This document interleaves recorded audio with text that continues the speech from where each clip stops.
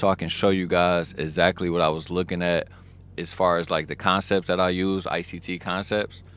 Um, I'm not even going to go back to the London session, you guys, because like I said, that was a very small trade. Nothing too sexy with that trade, but I did manage to make some profits. So let's look at London session right here. I'm sorry. Let's look at the New York session, right? So we get market open.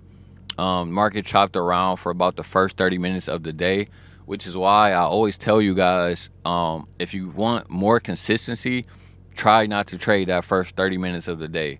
Yes, I know that sometimes the market just flies. Sometimes when the market opens at 9:30 Eastern Standard Time, I do understand that. But if you really want to start finding more consistency, you have to like learn how to be patient, right?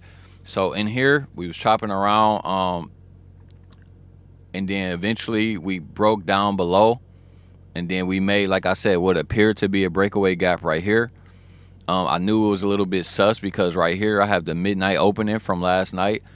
So when price break above this midnight opening, what I would have wanted to see if I was going to hold my buy is for price to continue up, right? It needs to go up and start really getting aggressive. But the fact that we can't even break this high up in here, we can't break this high. We broke this one, but we can't break that one.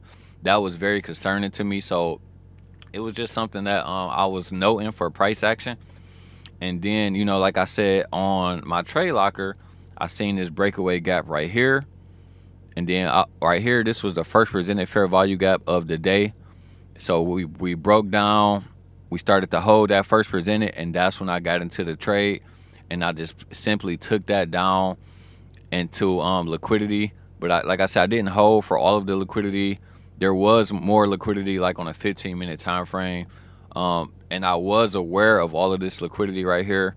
Like I said, I pretty much sold right here as we broke below this low. I wanted to target this low and this low as well. But, it was so choppy for the first 30 minutes of the day.